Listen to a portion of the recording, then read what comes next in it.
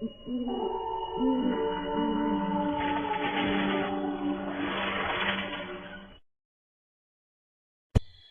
बेटा, तैयार हुई या नहीं अभी तक?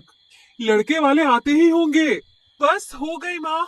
इतनी देर से ठीक से बाल बांधने की कोशिश कर रही हूँ, लेकिन आज कुछ भी अच्छा ही नहीं लग रहा मुझ पर। तुम मेरे बालों में ये क्लिप लगा दो। अरे बेटा, तू तो सादगी में ही इतनी सुंदर लगती है। इधर आ, ला, मैं तेरे बाल बांध देती हूँ। कुछ देर बाद घर की डोरबेल बजी और उन्होंने लड़के वालों का स्वागत किया। हमारी तरफ से तो रिश्ता बिल्कुल पक्का है। पंडित जी से बात करके शादी की डेट निकलवा लेंगे। जितनी जल्दी शादी हो जाए उतना अच्छा है। शादी की तारीख पक्की करवाने के लिए श्रुति के पापा ने पंडित जी को उन दोनों की कुंडली दिखाई, लेकिन कुंडली देखकर पंडित जी कुछ परेशान से हो गए। क्या बात है पंडित जी, आप इतने परेशान क्यों हो गए? कुंडली में कुछ दोष है क्या? कुंडली तो ठीक है, लेकिन अगर मेरी बात मानो तो अपनी बेटी की शादी वहाँ मत करो, वरना तुम्हारी बेटी जिंदगी भर के लिए पछताएगी। क्या मतलब पंडित जी, मैं कुछ समझा नहीं। समझ तो मैं भी नहीं पा रहा हूँ, लेकिन इतना जरूर दिख रहा है कि तुम्हारी बेटी वहाँ शादी करके खुश नहीं रहेगी। वो बहुत हिंसक प्रवृत्ति के लोग हैं। अगर रिश्ता वापस ले लोगे तो अच्छा रहेगा। समझ नहीं आ रहा कि आखिर लड़के वालों के बारे में पूछूं तो पूछूं किससे। अगर मोहन भाई साहब से पूछा तो वो तो यही बोलेंगे कि मैंने रिश्ता करवाया है तो आंख मूंद कर तय कर दो। मुझे किसी और से ही बात करनी होगी, लेकिन किससे बात करूं? कौन है जो उनको जानता है? अरे वो लोग धौलपुर के हैं, और धौलपुर में आपके एक दोस्त भी तो रहते हैं। आप एक बार उनसे बात करके देखिए, क्या पता उन्हें लड़के वालों के बारे में कुछ पता हो। श्रुति के पापा ने अपने दोस्त के पास फोन किया और जैसे ही उन्होंने अपने दोस्त को लड़के वालों का नाम बता दिया और उनके बारे में पूछा तो उनके दोस्त ने भी रिश्ता करने से साफ मना कर दिया। मेरी बात सुनो, उस घर में तो भूल कर भी अपनी बेटी का रिश्ता मत कर देना। लड़का एक नंबर का शराबी और जुआरी है। अभी भी समय है, रिश्ता तोड़ दो, वरना बेटी की जिंदगी खराब हो जाएगी। जब श्रुति के पापा ने अपने दोस्त के मुंह से ये बातें सुनी तो उन्होंने बिना कुछ सोचे समझे रिश्ता तोड़ दिया। लेकिन ये बात लड़के वालों को बर्दाश्त नहीं हुई, तो वो अगले ही दिन उनके घर आ धमके। क्या आप ये बताने का कष्ट करेंगे कि आपने इस रिश्ते को क्यों तोड़ दिया? रिश्ता पक्का करने के बाद इस तरह तोड़ देना इज्जतदार लोगों को शोभा देता है क्या? गांव वाले पूछेंगे तो हम क्या बोलेंगे कि क्यों हमारे बेटे का रिश्ता टूट गया?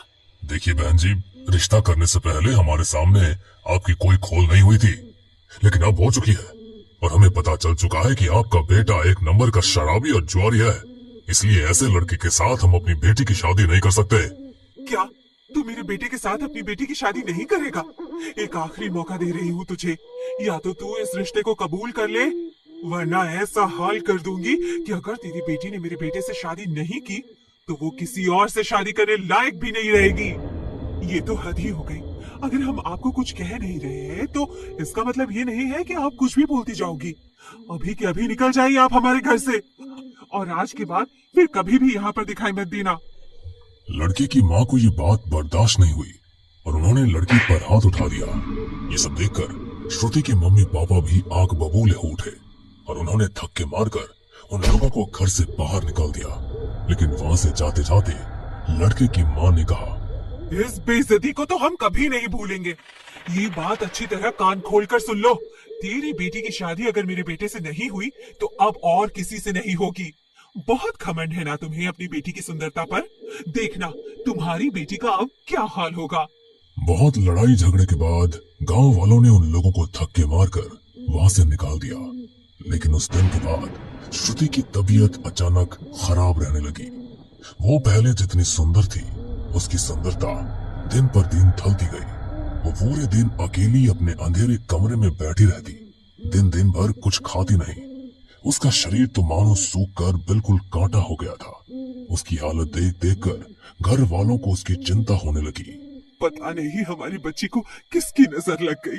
इतनी सुंदर फूलों सी बेटी थी हमारी, और अब देखिए, मैं कहती हूँ किसी पंडित जी से श्रुति को दिखा लीजिए। जब से उसका रिश्ता टूटा है तब से ही उसकी हालत ऐसी होती जा रही है। अरे तुम ये फालतू की बातें मत सोचो। डॉक्टर ने कहा है ना कि उसे ठीक होने में थोड़ा समय लगेगा, तो इंतजार करो। किसी पंडित या फकीर के पास जाने से उसकी तबीयत ठीक नहीं हो जाएगी। श्रुति के लिए एक रिश्ता आया है। लड़के वाले श्रुति को पसंद कर ले तो इस बार हम उसकी शादी कर देंगे। वैसे भी एक बार उसका रिश्ता होकर टूट चुका है तो जल्दी उसका रिश्ता कर देते हैं, वरना आगे चलकर रिश्ता करने में दिक्कत होगी। श्रुति के लिए जो ठीक ठाक रिश्ता आया, उसके पापा ने उसके लिए वो रिश्ता पक्का कर दिया। शादी का दिन भी तय हो गया, लेकिन जैसे जैसे शादी का दिन नजदीक आता गया, वैसे वैसे श्रुति की हालत और बिगड़ने लगी। अब तो उसके अपने घर वालों से बातचीत करना भी बंद कर दिया था। बस हर समय अपने कमरे में अकेली बैठी रहती और कमरे की दीवार की तरफ एकटक देखती रहती, जैसे तो मानो उसे कोई मानसिक बीमारी हो गई हो। धीरे धीरे उसने नहाना भी बंद कर दिया और उसके शरीर से किसी मरे हुए जानवर जैसी दुर्गंध आने लगी। पता नहीं मेरे बच्चे को क्या हो गया। ऊपर से ये भी मेरी बात नहीं सुन रहे। मुझे खुद ही मेरी बच्ची को लेकर कहीं जाना होगा। श्रुति की मम्मी उसकी ऐसी हालत देख देख कर बहुत परेशान हो चुकी थी। वो उसे किसी तांत्रिक के पास लेकर जाना चाहती थी, लेकिन वो ऐसे किसी को नहीं जानती थी जो इन चीजों का इलाज कर सके। तभी एक दिन श्रुति की कॉलेज की एक फ्रेंड अचानक उससे मिलने आई। नमस्ते आंटी, आपने पहचाना मुझे? मैं निधि, श्रुति के साथ कॉलेज में पढ़ती थी। अरे हाँ बेटा, मैं तुम्हें पहचानूंगी क्यों नहीं। आओ अंदर आ जाओ, श्रुति अपने कमरे में है। निधि श्रुति के कमरे में गई, लेकिन उसकी ऐसी हालत देखकर वो भी चौंक उठी। श्रुति को देखकर ऐसा लग रहा था जैसे तो न जाने वो कब से बीमार हो, और उसके कमरे से आने वाली वो दुर्गंध निधि के लिए असहनीय हो रही थी। श्रुति, ये तुम्हें क्या हो गया है? तुम इतनी कमजोर कैसे हो गई? तुम्हारी तबीयत वगैरह ठीक नहीं है क्या? और ये बदबू? श्रुति ने एक बार उसकी तरफ देखा और फिर वापस कमरे की दीवार को घूरने लगी। वो अपने पैरों को बिस्तर पर मारती हुई लगातार दीवार को ही घूरे जा रही थी। तभी उसकी मम्मी उनके लिए चाय नाश्ता लेकर आई। गर्मी का मौसम था, चाय भी बहुत गर्म थी, लेकिन श्रुति ने चाय का कप उठाया और एक ही घूंट में गरम गरम चाय पी गई। ऐसा लग रहा था मानो इतनी गरम चाय पीकर उसका गला अंदर से पूरा जल गया होगा, लेकिन उसे तो मानो कुछ फर्क ही नहीं पड़ा। उसने एक घूंट में चाय पी ली और अपने बिस्तर पर चादर ओढ़कर अपना चेहरा भींच कर लेट गई। निधि को भी उसका वर्ताव कुछ समझ नहीं आया, तो वो उसकी मम्मी के साथ कमरे से बाहर आ गई। श्रुति ठीक नहीं है आंटी, उसके ऊपर कोई टोटका किया गया है, वरना एक अच्छे भले इंसान की हालत ऐसी नहीं होती। मेरे बड़े पापा हमेशा ऐसी चीजों का उतारा करते हैं, तो मैं उसे देखकर ही समझ गई थी कि उसके साथ ऐसी कोई परेशानी है। आप श्रुति को लेकर मेरे घर आना, और अगर वो आने में कुछ आनाकानी करे तो आपके घर के मंदिर में माता रानी का जो सिंदूर रखा होगा उसका टीका उसे लगा देना। ये सब बोलकर निधि वहां से चली गई। श्रुति की मम्मी को भी उसकी कही हुई सब बातें समझ आ गई थी। श्रुति की मम्मी ने अगले दिन श्रुति को उठाया। श्रुति बेटा, मुझे कहीं काम से बाहर जाना है, तो तुम भी मेरे साथ चलो। मेरा अकेले जाने का मन नहीं कर रहा। आपको कितनी बार कहा है कि मुझे बाहर नहीं जाना, तो क्यों मेरे साथ जबरदस्ती करती रहती हो? जाना है तो खुद जाओ, और अगर नहीं जाना तो घर में बैठो।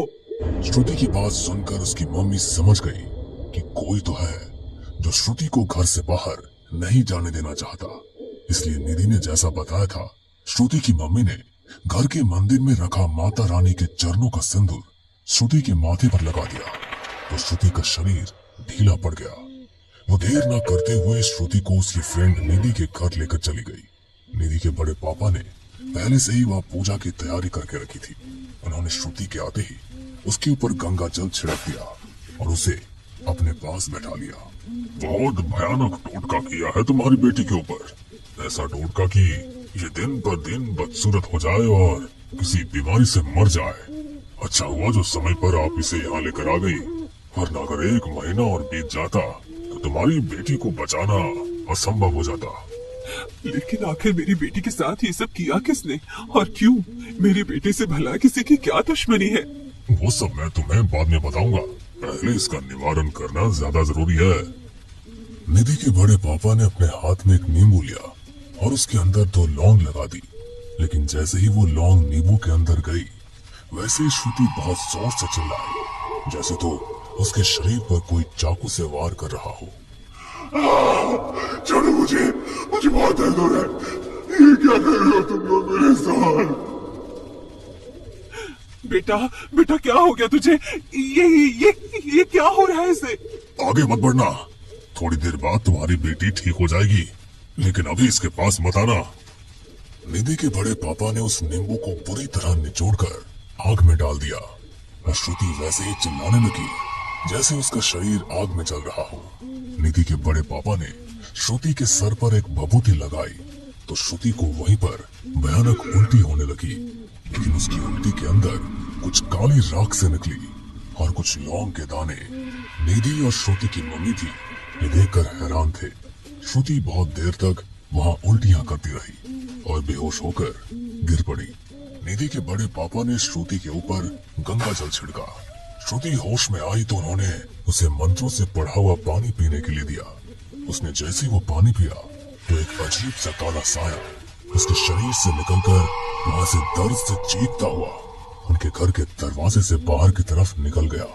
श्रुति की मम्मी को तो अपनी आंखों पर यकीन नहीं हो रहा था कि अभी अभी उनकी बेटी के साथ ये क्या हुआ। ये सब मेरी बेटी के साथ क्या हुआ बाबा? वो अब ठीक तो है ना? हाँ, तुम्हारी बेटी अब बिल्कुल ठीक है, लेकिन तुम अपने घर में हर रोज पूजा पाठ करना और किसी का भी दिया हुआ खाना मत खाना और ना ही किसी अनजान को अपने घर के अंदर आने देना।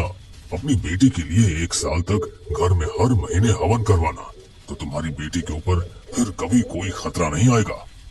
आपका बहुत बहुत धन्यवाद बाबा, हम बिल्कुल ऐसा ही करेंगे। लेकिन मेरी बेटी के साथ आखिर ऐसा किया किसने? कौन है जो मेरी बेटी की जान का दुश्मन बन गया? कुछ समय पहले शादी को लेकर लड़के वालों से आपका झगड़ा हुआ था। कोई तुम्हारे घर आया था। उन लोगों ने ही श्रुति को मारने के लिए उसके ऊपर टोटका किया कि पहले तो वो अपनी सुंदरता खो दे, उसके बाद धीरे धीरे वो अपना मानसिक संतुलन खो दे और उसके बाद उसका पूरा शरीर गल जाए और वो इसी तरह लाचारी में अपना दम तोड़ दे।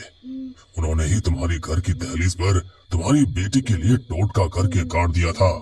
घर की दहलीज पर गंगा जल छिड़क देना और पूजा सामग्री के साथ कपूर को वहाँ जला देना और वहाँ एक तुलसी का पौधा लगा देना।